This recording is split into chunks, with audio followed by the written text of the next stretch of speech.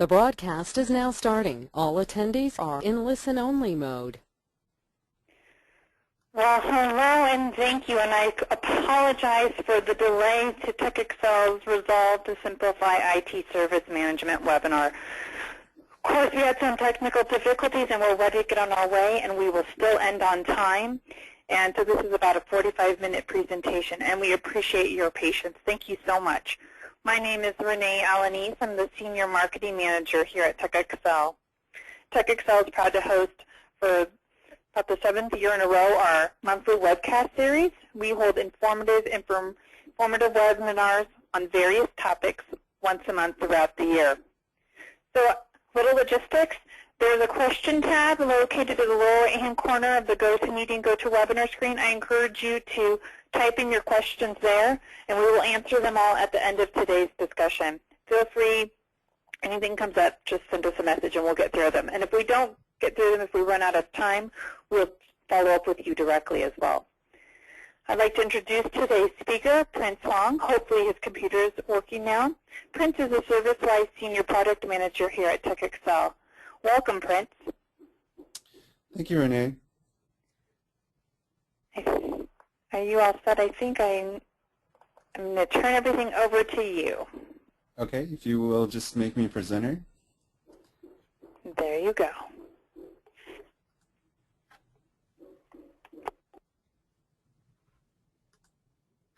Okay. Okay, let's get started. Okay, so welcome everybody. This is our first ServiceWise webinar for this year, and hopefully we'll be continuing a series of webinars throughout the year to kind of focus on all the different features in more depth throughout the year.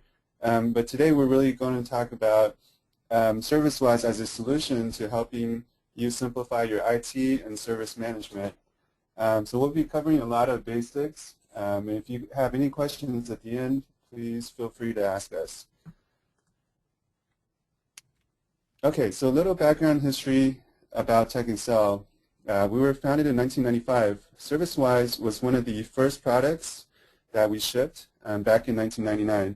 We are a 100% privately owned company, so that means any enhancements or any bugs we can fix almost instantly, and we won't need to wait for anybody's approval. So we can do everything independently from anyone. And our headquarters are located over here in the Bay Area in California. And we do have offices worldwide.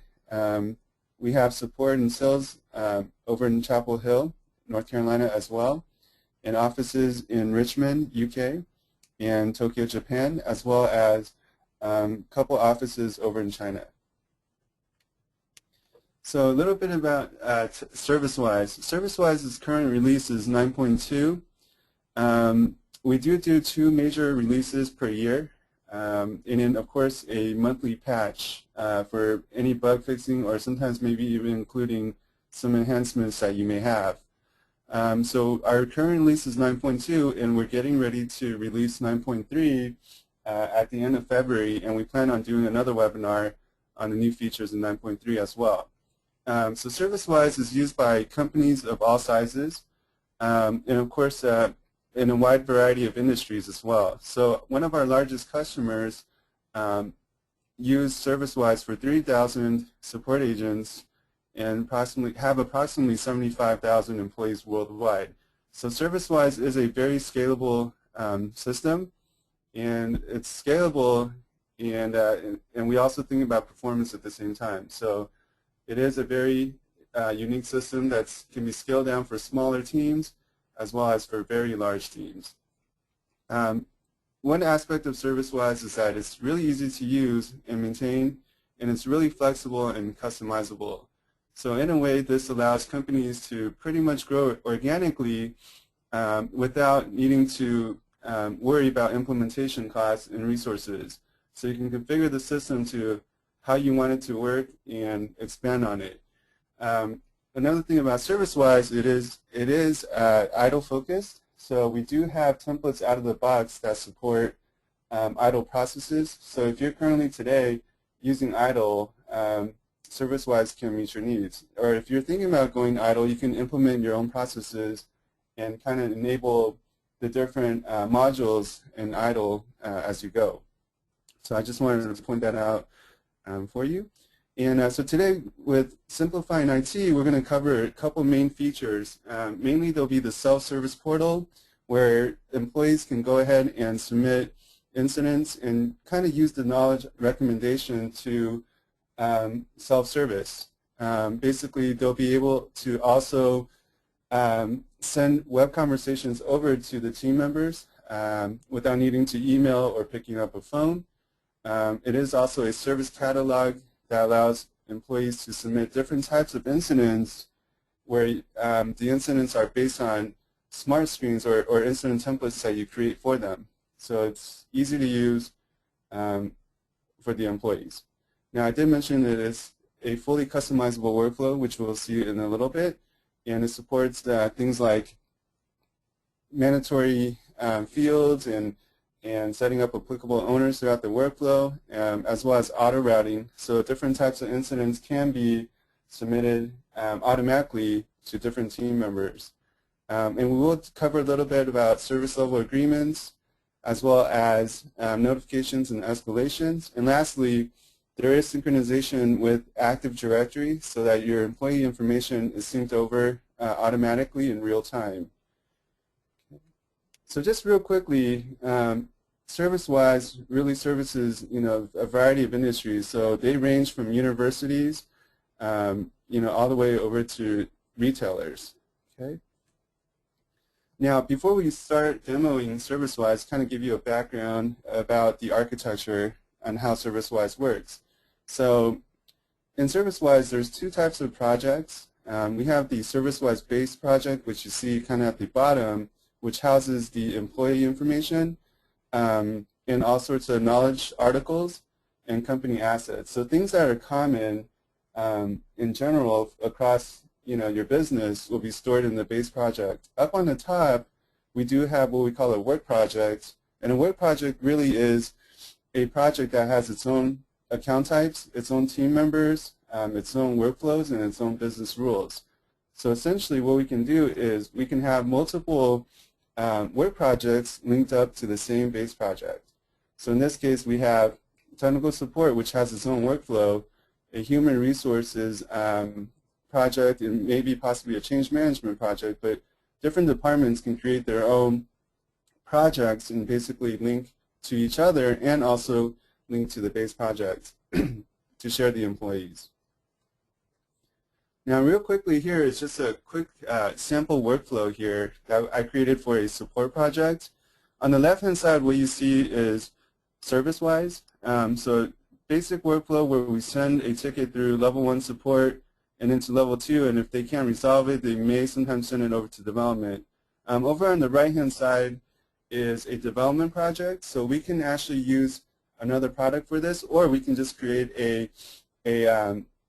development project within ServiceWise. So essentially here, when something goes into development, we actually inter-project copy it to a different development project where it goes through its own workflow, and once it completes development, it sends that incident back and it automatically resolves, and then we can just go ahead and close. So there is a lot of integration going on here and automation. Now, taking a look at a more advanced workflow, basically what we're showing here is that for any incidents going through the workflow, you can potentially have multiple team members work on the incident at the same time. So for instance, if we have a new change request, there might be multiple events that are created to different owners that need to be done before you move it over to possibly management review. So those are called events, which we will also be able to show you in a little bit here. So regarding the support portal, just wanted to quickly show you how customizable it is. This is from one of our customers, and you can make it very simple, something that looks like this, or you can make it into something very complex where you can get all the information and publish all the information out to your employees. Okay. So now I'm just going to go ahead and jump right into the product.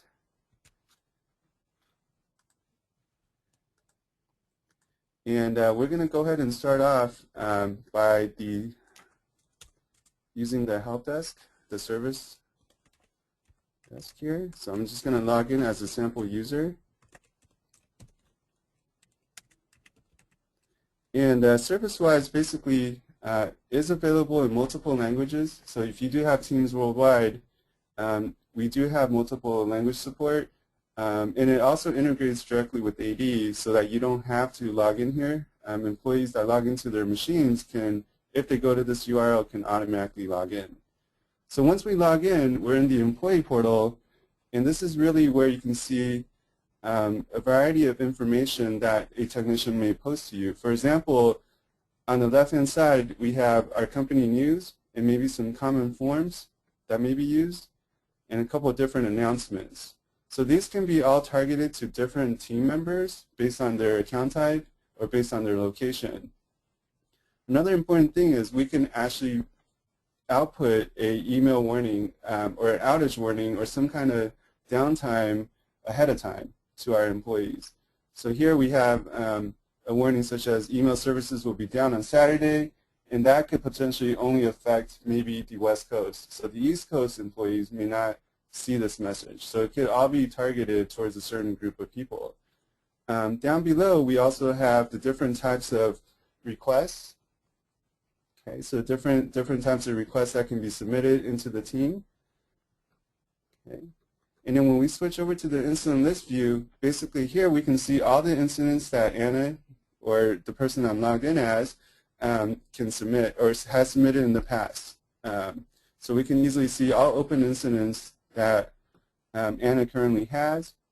And then we can also check out incidents that were submitted in the past and were closed. So in a way we can actually go back and maybe if we submitted a ticket today regarding email or something, we can potentially look back at past incidents to see how it was resolved.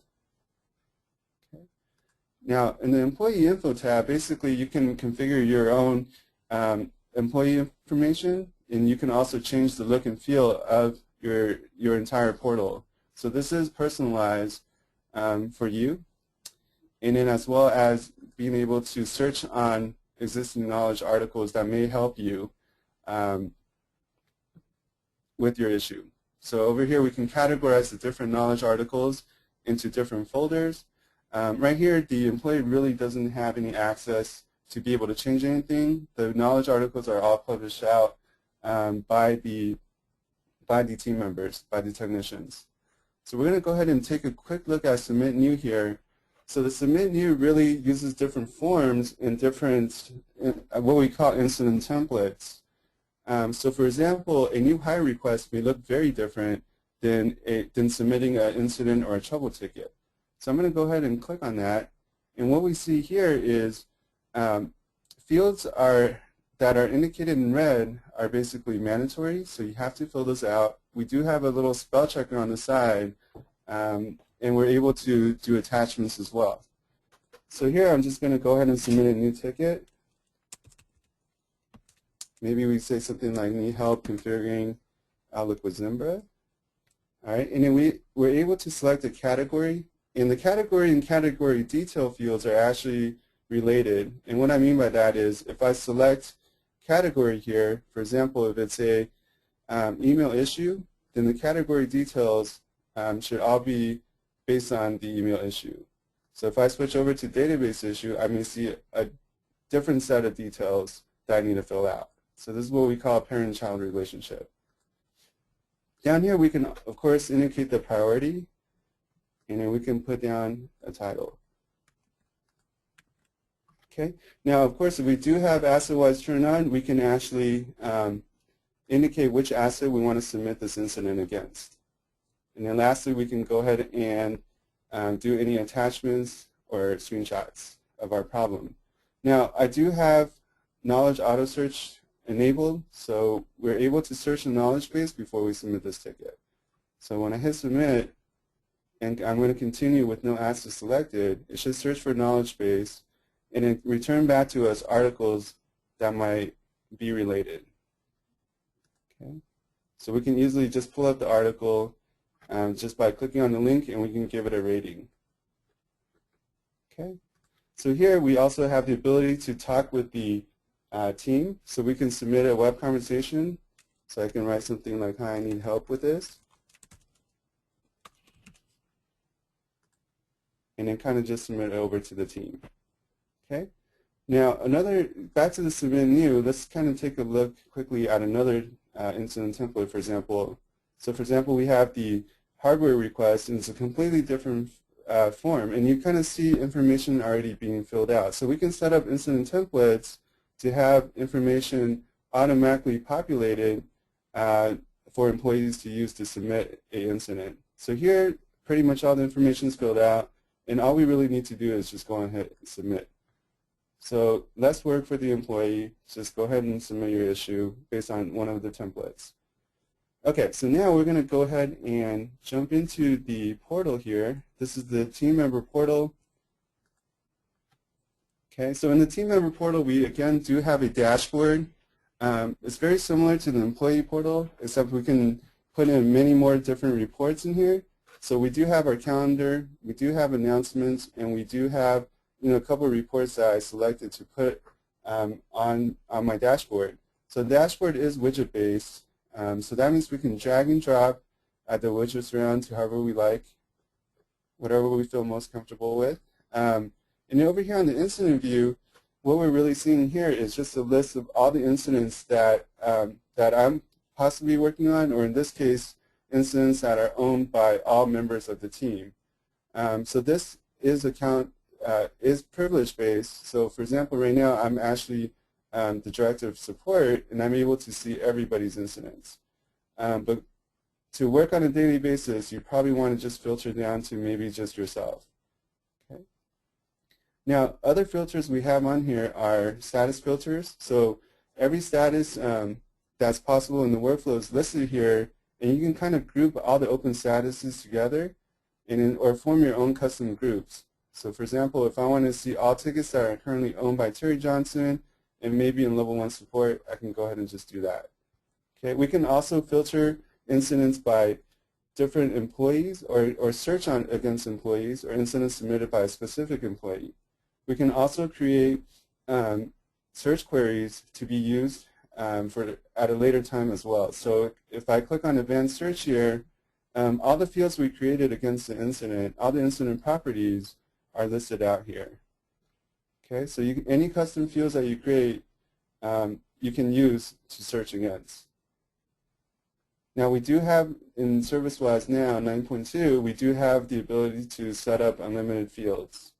So we can go ahead and just say, for example, I want to be able to quickly find all the urgent issues that may be for applications. So I'm going to go ahead and submit that, or I'm going to save as, and basically I can save this query for me to use, or I can save it for everybody in the team to use. So I can just say urgent tickets, urgent application tickets. And I'm just going to make it available to the public for everybody on my team to see. And if I close this, we should be able to see that query right there that we can use at any time. And these queries that you create are actually applicable for any different view. So for example, if I went to the report view, I wouldn't need to create the same query again. I can just go ahead and select it, and my reports will filter based on that query. So I'm going to switch back to no query and kind of just reset everything to all members. There's a couple of visual indicators here on this list. So right here, if you're looking at this flag column, it just indicates all incidents that have some kind of update on there from the employee. So these are tickets where the employee responded to you. If you, let's just say, if you had a question for them or you needed some information for them, those are tickets that they responded. And as a best practice on a daily basis, it may be in your best interest to meet SLAs to actually sort by this flag and kind of just respond back quickly to those that have updates that the employees have sent. Okay, so now other indicators are something like where we can put urgent and high issues or incidents to be marked as red or any other color you want. So we can kind of color categorize our incidents. Now, the incident list view is fully customizable, so any of these columns, you can click on the header to be able to sort, and we can right-click and be able to customize our list view. So we can include any custom fields or any fields that are in the system to be included into my list view. Okay. Now again, if you are an admin, let's just say, you're able to apply all your changes that you make on your own list view for all of the other different team members. All right. So I'm going to go ahead and kind of click into an incident here. So this is the incident I pretty much submitted earlier. I'm going to actually filter by the latest, 1677. Okay, so when we're looking at an incident, there's a couple things here. Up on the top, where you're looking at are different transitions that you can click on to move an incident to the next status. So I'm going to go ahead and open up the admin here, where we're able to configure the different workflows. Okay. So while it's loading, I'm going to quickly describe to you what we're seeing here. On the description page, it's the same as what the employee saw. So we do have our parent-child relationship. We do have mandatory fields or invisible fields or read-only fields based on account type. We're also able to create fields that only the team members or the technicians can see and not the employee. So it's fully customizable. And now that I have the admin up, let's go right into it. So over here, I do have our base project where all the company information, common data is set up, and we do have the different work projects underneath. So I'm going to come into my incident management project and kind of go right into the workflow. So here I set up a sample workflow where we have a new ticket coming into level 1 support, and if level 1 support needs escalation, we can send it to level 2, or we can simply mark it as resolved if they resolve the ticket. Now in level 2, we could potentially trigger or need a change request. So we could potentially trigger this incident to automatically create a change request in another project. Okay, and everything and all the status are synced up. Those buttons that you did see up on the tab are actually these transition lines. Okay, that kind of help us move towards the next status. Now the workflow does have a lot of different settings, so we could support who are the applicable owners at every different status, who can change from one status to another, and support the mandatory read-only invisible fields and whatnot. So there's a lot of workflow rules. And going back into the design, it's real easy to create a workflow status. All we have to do is just right-click and add a quick state here. So for example, if I'm going to move something from level 2 to on hold, I can go ahead and do so. So we're going to go ahead and create on hold, and then kind of just drag this over here, and then we can draw that line right into it. So we can say something like, need more info from the employee. All right, and that's pretty much it. So create your own workflow within a matter of seconds, and then everything is in real time, so all I need to do is really just refresh the web. So there's no downtime. You don't have to stop the system. Just point and click in the admin, and then just reload your web. Okay, coming back in here now, we're going to just quickly check out the status page. The status page indicates to us the current status of the incident and a lot of system information like when it was created, date assigned, etc. So here we can go ahead and put in a work description. So all the work that you've been doing for this particular incident, it would be nice to track them in the work description field such that when you forward this ticket out to somebody else, they'll be able to see the work you've done. Or if, let's just say you're on vacation, anybody can come into this incident and be able to see the work you've done. So I'm going to just quickly put in a work description.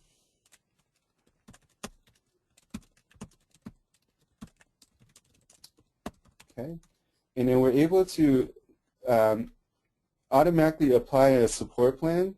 And if you look down here, if we do have SLAs enabled, it does indicate to us for an urgent issue, which is automatically applied because we selected this to be urgent, and indicator on the response time, the required response time. So for this particular SLA, we need to actually respond within 2 hours, and we're also needing to resolve this urgent ticket in about 4 hours. Okay, so the SLA details actually show you the total time in progress and then the total time pause. So that on-hold state that I created earlier, that might be a good state where you need to pause your SLA because you need information from the employee. And then how much time is remaining before you miss the SLA. So and then how much time is remaining for resolve time as well. So this kind of helps you visually keep track of whether or not you're within SLA. Now we could manually put in the response time and we could manually put in the resolve time, but the system can automatically do that for you as well. So after I have put in my work description, maybe it's time to reply back to the employee. Hey, we are working on this. Something. So it automatically clears my flag, that flag that was in my list view, and it also automatically fills up the SLA response time. So now that I've responded to the ticket, I'm within my SLA. Okay? And of course, there are reports that you can run to generate an SLA report against incidents, against all incidents in this project. Now, we could potentially mark this incident to not use SLA as well by using this SLA exception field. All right. Another point of interest here is the assign to. Notice that it's by auto assignment. Really, we didn't even need to know who the owner was going to be. It was going to be assigned out automatically to the appropriate team member. So for example, if we go into the admin again and we go into auto routing, we could base auto routing on availability as well. So let's just say if we have a network issue, these are the two potential team members that can own this incident. Or if we look at database issues, the database team can. Now the difference between the two here, why there's a plus sign and why these are individuals, is that a plus sign basically indicates the group. So database issues will first go to the database group, and then maybe the manager or the lead on that team will forward to individuals. Whereas the network issues, we're assigning directly to individuals. And the auto routing based on availability just really indicates when can we auto assign to this individual. So it's basically based on the fact of whether they're logged into the system or not. Okay. So let's just say Matt Peterson right now is not logged into the system. Any network issues that come in will only go to Terry Johnson. Okay? And we can also base auto routing on workload and also the different skill levels and maybe a formula combination of both. All right, so that's how auto routing works. All we have to do now is go into workflow settings and make sure we support applicable owners. We go to level 1 support, and then we basically just come into owners and we indicate who can possibly own incidents in this workflow status, and just go ahead and select auto assignment, and then the default owner will be auto assignment. So let's take a look at how that works. So if I come back into the employee portal now and I'm submit a trouble ticket, and I'm just going to put in SQL Server issue. So here the employee doesn't need to know who's going to be working on the ticket. And I'm just going to go ahead and select database issue. Just pick something here. And then just go ahead and not enable the knowledge base. And then go ahead and submit. And then now when we come back in and look at our incident list view, we see SQL Server issue, and it's assigned directly to the database team. So we can auto-assign at different workflow statuses as well. Okay, coming back into the incident, we're able to also see a full history. So let's just say if I forward this to level 2, put in I can potentially use auto-assignment here or forward to an individual or put in a work description. I'm going to go ahead and hit save. Now I'm going to come back into the history now, and you'll see a workflow history graph of what's happened to this incident. So we can see the incident was first submitted to level 1. It's owned by new incidents, and then let's just say a lead such as Terry Johnson forwarded the incident over to Matt Peterson. So here we're able to see a full changelog and also the work history, all the notes that all of the team members have put in for this particular incident. Okay, and real quickly, at any time we can click on web conversation to reply back to the employee, or we can go ahead and send an email with a knowledge article that may help the employee resolve their issue. So that's a way to communicate. Now I'm going to quickly jump over to events. Events are basically subtasks that need to be worked on before an incident can change status and whatnot. So we're going to go and take a quick look back at the employee web portal again, and we're going to submit new. This time, however, I'm going to submit a new hire request. So I'm going to just put an onboard request here, and then what the name is. So I'm going to put in my own name here. And then basically the department, just say engineering, and then when the start date will be. So I'm going to say tomorrow. Okay. Now I'm just going to copy this.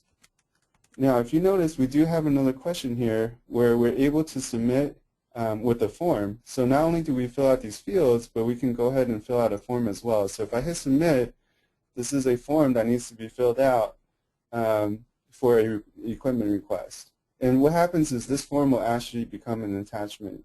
Now forms in the system can be used in a wide, in a lot of ways basically. So we can actually use the forms for equipment requests or maybe even customer surveys or employee surveys.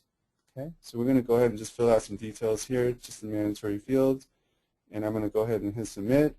And a form is now attached with the new hire request. So anytime either the employee or the technician could click on the form to see the details. Okay, so now that this onboard request has been submitted, we can go back into the portal, and I'm just going to switch out of this project and right into our HR onboarding project. So in this project, it's a completely different workflow and a completely different set of team members, which is it's completely separate from our incident management project.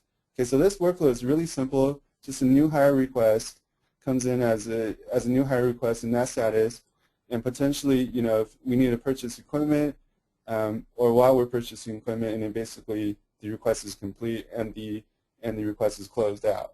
Okay, so a completely different workflow with a different set of team members. Now, when I come back in here, in this project, we do have subfolders turned on, so we can kind of group the incidents by these folders over here on the left. So when we're looking at an onboard request, really back to the events, you can kind of see all the different events or subtasks that were created. So these events were actually assigned to different owners that needed help to successfully onboard Prince. So we need to basically create an AD account. We need to set up the email, and that's owned by Terry Johnson. If we need to set up a phone system or a phone number for this guy, it's assigned to the telecom group, or if we need to order a laptop, etc. Those are all, these events are all owned by different owners. So potentially an incident that comes in or a request that comes in can be worked on by multiple people. Now, there is some kind of workflow that's set against this. So for example, if I go into Terry Johnson's event, and let's just say I go ahead and close this event, let's just say I finished working on this, I'm going to go ahead and hit submit. And then notice that it will automatically create 2 additional events. So these events will be created based on the completion of this current event. Okay, so that means here we're going to send a new hire form out, going to send some IT policies, and grant access to some applications and whatnot. Okay, so these events are really powerful. As you're closing events, it could potentially change the parent incident status. It can also automatically forward the incident or request to a different owner as well. So we're going to just quickly refresh this, and now we have a new set of events. And basically, let's go ahead and hit onboard request and send it over to maybe equipment needed. So purchase request, I'm going to say need a new laptop. I'm going to go hit save here, and notice it will automatically close some of the events that are open right now. But if you can also enforce to have the events to be closed or to remain open before you can make any more changes. So here I'm auto-closing the events that are open, but more importantly, I do have a new set of events where I need the manager to approve of this purchase. So we're going to go ahead and hit continue here. And once we hit continue, that request, the manager approval has come out. So we got an approval request here. And basically this could be assigned to somebody that's actually not in the system as well, to non-licensed users. So what's going to happen is I have email notifications turned on. So I should be able to come in here and kind of just look at my notifications. And everything that I was doing, basically I set up different email rules. So we can quickly open this and then kind of see a request to the manager. Okay? So they have the ability to, from their email, without logging into the system, to either approve of this request or reject it, which should automatically change the workflow status as well. Okay? And once, for this particular case, I'm just going to reject it. And basically, if we do a refresh here, we should see the status rejected. And this could potentially change the parent incident to a different status. So this is really how the events work.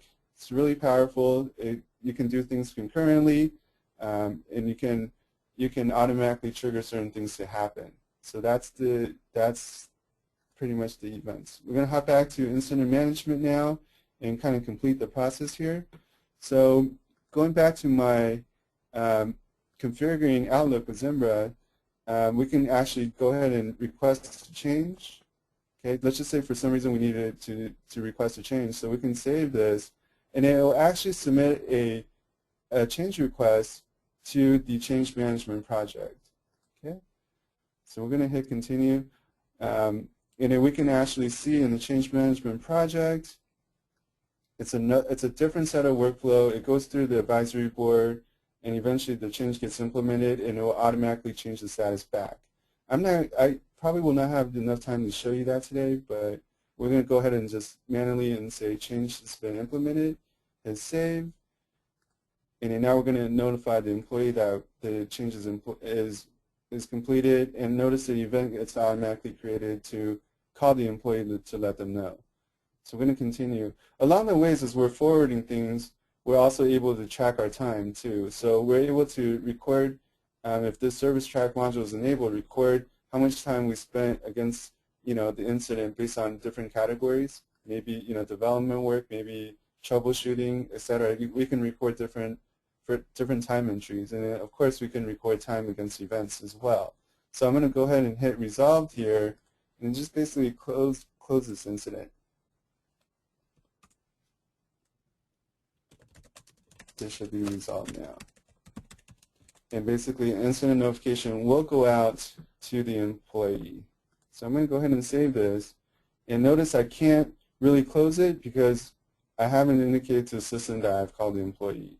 So we're going to just make sure we come into the events, and we're going to say, all right, we did do our call, so we're going to go ahead and submit. Okay, so now I should be able to resolve. Okay, and then hit save. And then now a customer satisfaction survey is generated. So events are automatically created during different workflow statuses. And I think I'm going to go ahead and just show you real quickly. Hopefully I have this. Quickly show you the survey. Actually, I don't have it. Apologize for that. But I'm going to quickly wrap this up by going back to my slides here and kind of just show you what's going to happen here in 9.3. Okay, so in 9.3, we are going to focus on over 50 customer features, all right? And then we have completed our CustomerWise and DevSuite integration. So that means CustomerWise or ServiceWise, we can submit incidents or enhancements directly into our requirements management system. Now, if you are an existing customer, you are probably aware of some of the Java pains that we've been having. So coming in 9.3, we're going to be removing Java completely. We're also going to be updating our reports to use Silverlight. So again, Java is going to be removed, and all the reports are going to be refreshed with better graphics and whatnot using Silverlight. All right. We're also going to have a fully customizable customer and contact GUI, support standard lookup fields, and then updates to our project plan. And lastly, kind of want to conclude and leave some time for questions. If you will, please follow us on Twitter at TechExcel and ServiceWise PM. Renee, back to you. Okay, thank you. We have several questions. Let's see if we can get through some of them. We'll go through all these right now. So one question is, does the knowledge base module need to be added to create knowledge base documents, or is this part of ServiceWise by default? This is part of ServiceWise by default. Okay. So anyone who gets this automatically will get our knowledge. Will automatically get it, yes. Mm-hmm. Does ServiceWise support a time and motion analysis on workers or by incident? It's actually by incident. So we do have productivity reports, and unfortunately I wasn't able to show you any of the reports, but it is by incidents. Okay, sorry, there's so many coming in right now. Okay, no problem. Is level 2 part of the same workflow or its own? Level 2 is its own. It's part of the same workflow, but you can actually customize it to however you like. So if you wanted to expand on level 2, you can just simply go into the admin and draw additional statuses and kind of break level 2 out into those statuses. Okay, so this is going back to earlier regarding the folders you had on the left-hand side where you had indicated that there was an update. Is that an update from a web conversation or an update from the ticket? So it's both actually. So the flags, actually, if you look at the icon a little bit closer, there should be a flag. The flag is actually from the web conversation, and there's a little asterisk sign, and that will indicate updates from the incident. Okay. Is the asset inventory related asset a CMDB? Yes. So asset, I wasn't able to show you, and hopefully in a future webinar we can show you how asset management works in ServiceWise, but it is related to CMDB, and we do have integration with auto asset discovery as well. So we potentially integrate with OCS and Microsoft SCCM and et cetera to be able to scan for all assets on the network, hardware and software, and be able to associate those with employees. Where is the setup settings? Where in the setup settings do you define the impact and urgency criteria? Okay, so for that question, I can kind of just show real briefly. I'm going to show my screen again. Okay. All right, and that's a really good question. So basically, inside a project, we can go into incident management here, and we can go to incident view, and kind of just go into the field design. Actually, I'm sorry, the GUI design, and we go into the system pages, and then we can kind of go ahead and fill out, create different fields by different field types, and then we can also add values to this. So here, for that field, that particular field, I've set up urgent, high, medium, low, but at any point I can add another one. Okay, this is critical easily into the system. Okay, so it's as simple as adding that value and then just reloading the web. Okay. So we'll just do a couple more. There are a lot, and so if your question doesn't get answered, Prince will follow up with you directly and answer your questions. But one of them is, how do you color code incidents in the incident view? Oh, okay. To color code incidents, it's all in the admin, so it's under this incident view. But we should be able to come into, I believe, let me see. Let's put it this way. It should be under incident view somewhere.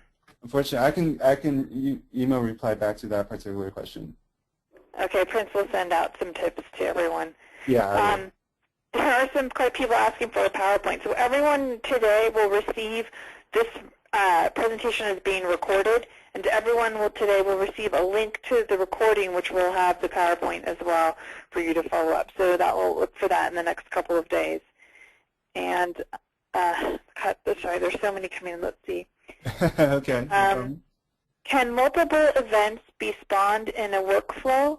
Yeah, absolutely. So if you recall, basically... But you can't transition them to the next stage until all the events are closed? Absolutely. So that's advanced event workflow. But to answer that first question, if we go into HR onboarding, when we created this request, actually multiple incidents or events were created at the same time. We couldn't enforce for these events to be closed before the incident changes statuses. Okay. Really quick, there's also, this presentation seems geared toward employee portal. Today, the majority of our incidents are reported via phone. Was there an agent portal to use? Yeah, absolutely. So there is a integration with the phone. It's our CTI integration. So we could integrate with any phone system. And what's going to happen is when phone calls come in, you'll be able to, it'll automatically pull up that employee information and then also any related incidents against that employee. Real quickly too, in the team portal, we're also able to create incidents as well, or events manually through the team portal without going through the web portal. So let's just say if you don't have the CTI integration, you can of course, automatically create or inside the team portal be able to create the same request. Okay. We do want to end it now, and I apologize for all these great questions. We will follow up with everybody very shortly. So thank you, Prince, but thank you to our audience for attending and for staying through our technical problems. We appreciate that, and thank you for all your great questions. We will follow up with your questions, and we will send out a link to today's recording. Thank you so much. Okay, thanks everybody.